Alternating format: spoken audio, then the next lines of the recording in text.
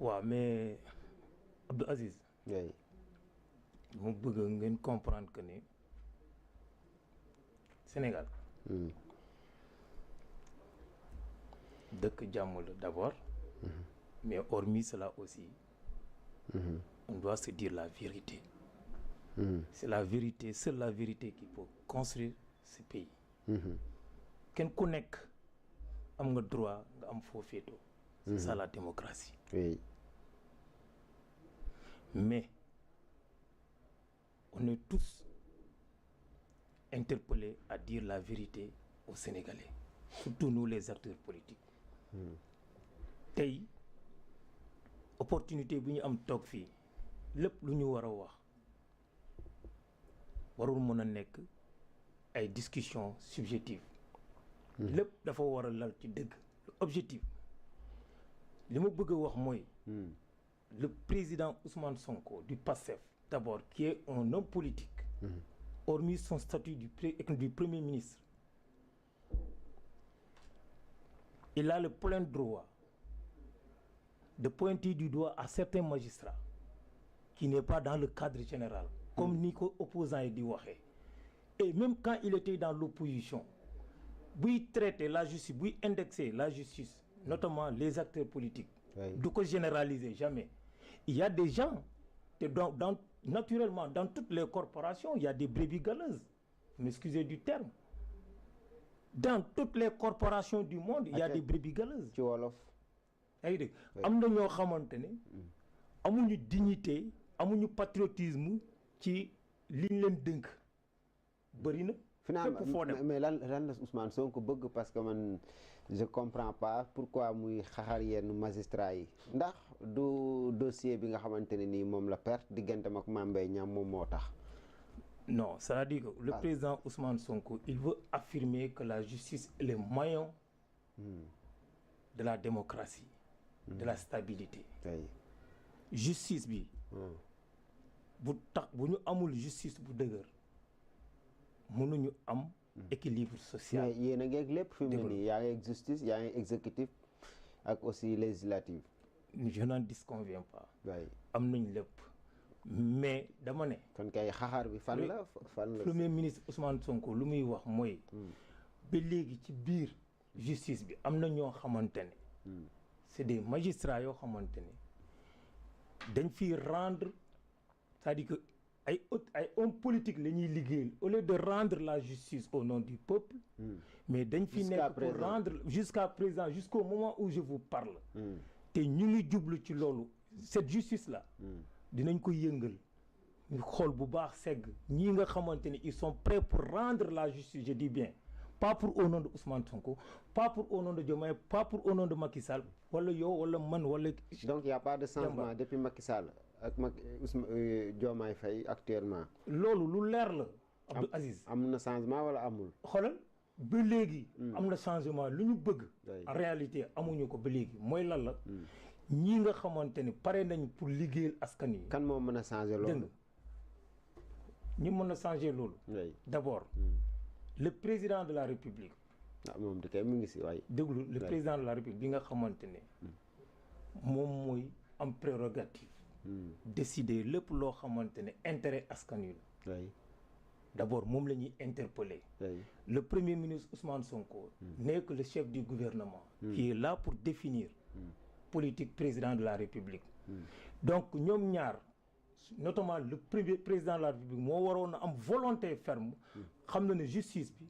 dañ ko war a donc si j'entends bien le président de la République n'a pas cette volonté bii ngay wax nii cette volonté dont il parle par rapport ak xëy na réformer yenn mbir yi wala jël ay décisions yu dëgër pour que justice bi dootul doxee nu ko neex.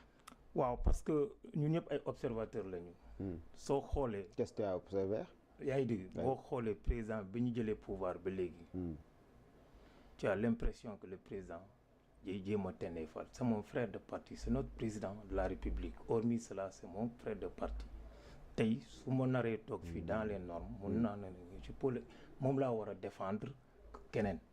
mais actuellement tu défends Ousmane Sonko. non man je ne suis pas là pour défendre la personne.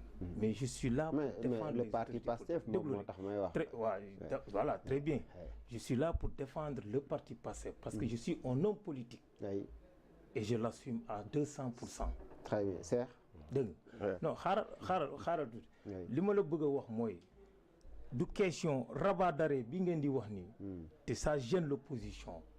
mais dama ne noppalu leen. mais ça gêne aussi est-ce que rabat d'arrêt bi gênewul premièrement Ousmane premier ministre non foofu laa leen di bëgg a leeral. may ma tuuti moom nag moom Abdou Aziz toog di may ma tuuti bëgg yëf yi gën a leeraat. may ma te yëf tuuti yi moom féete na boor. may ma tuuti allez-y très rapidement. Très bien. Cheikh day ñëw. Abdou Aziz. oui.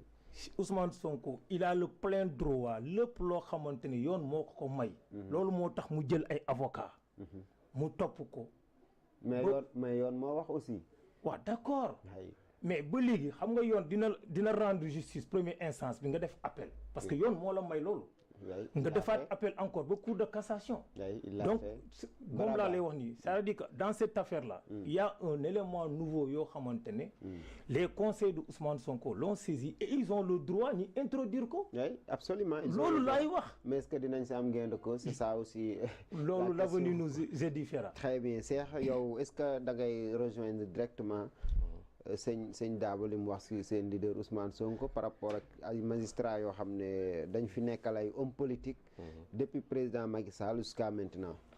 D'abord man li may wax mooy Dabo je pense que yow vous avez du mal quand même à défendre votre leader. Ça moom je l'ai constaté.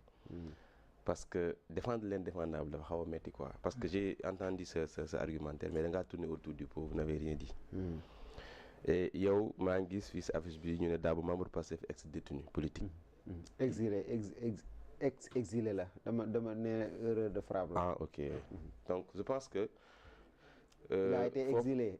A été exilé ah ok donc je pense que aussi. c'est par le régime de Macky Sall. si voilà donc tey loolu justice moo tax aussi ba nga nekkee ancien exilé peut-être ex-exilé nga mën a ñëwaat ci biir réew parce que dafa am loi d'amnistie bu xamante ne si moom moo effacé fait yi nga xamante ne si peut-être moo taxoon nga exilé wu kon yaakaar naa foofu am na justice lu mu la rendre yow comme vous avez l'habitude de le dire que la justice doit être rendue au nom du peuple à un moment donné la justice a été très critiquée par votre leader obédience politique ñoom seen obédience politique ñoom Pastef dans son entièreté a eu l'audace de critiquer farouchement la justice de notre pays.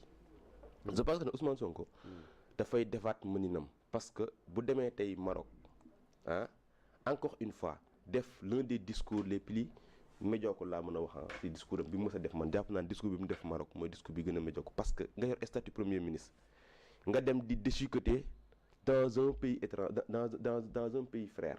nga dem ci pays boobu noonu di xas une institution de ton pays c'est-à-dire que loolu man gisuma lu gën a médiocre loolu. à sa qualité de premier ministre. Ousmane Sonko dafa war a xam ne à un moment donné c'est pas lui qui parle en tant que chef de parti mais il parle au nom de notre pays. Oui. Il est le premier ministre. Premier ministre nga dem ba Maroc nga dem ba Maroc ah. amoo leneen loo mën a wax ci cadre économique amoo leneen loo mën a wax pour sensibiliser le diaspora amoo leneen loo mën a wax pour proposer un plan politique mais nga dem encore une fois di pointer le doigt sur que la justice de notre pays